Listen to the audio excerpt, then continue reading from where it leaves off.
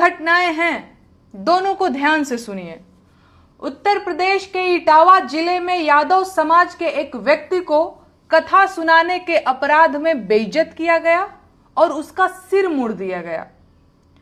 सजा देने वालों को कथा सुनाने का अपराध इतना बड़ा लगा कि उस व्यक्ति के ऊपर एक महिला के मूत्र का छिड़काव भी किया गया।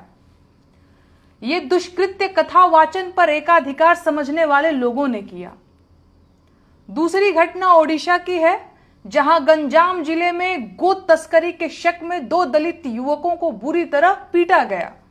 उनका आधा सिर मुड़वाया गया, उन्हें घुटनों के बल रेंगने, घास खाने और नाली का पानी पीने के लिए मजबूर किया गया। उत्तर प्रदेश और ओडिशा, इन दोनों राज्यों में भाजपा की सरकार है और दिल्ली में तो अपने सिंदूरी लाल जी बैठे ही हुए हैं।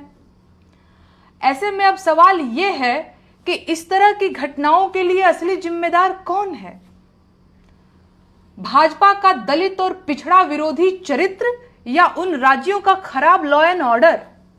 क्योंकि यह पहली घटना तो है नहीं, ऐसी घटनाओं की लिस्ट बहुत लंबी है। मसलन कुछ समय पहले मध्य प्रदेश में, जहां भाजपा की ही सरकार है, भाजपा के एक नेता ने आदिवासी समाज के एक व्यक्ति के सिर पर पेशाब कर दिया था और घटना के खिलाफ बोलने पर मेरे खिलाफ एफआईआर दर्ज की गई थी।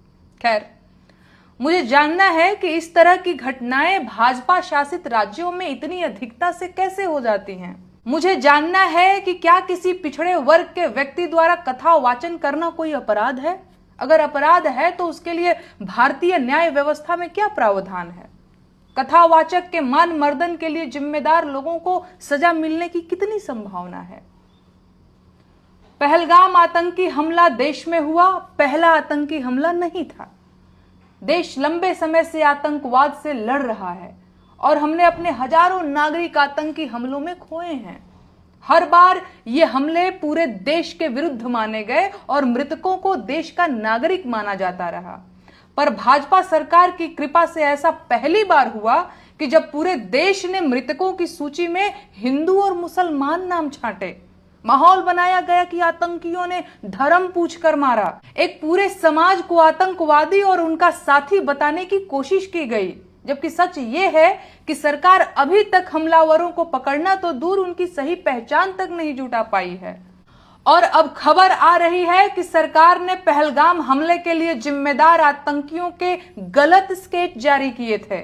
अब सवाल यह है कि जिस गलत जानकारी के आधार पर देश की एक बड़ी आबादी को अपमानित किया गया, उसकी जिम्मेदारी कौन लेगा?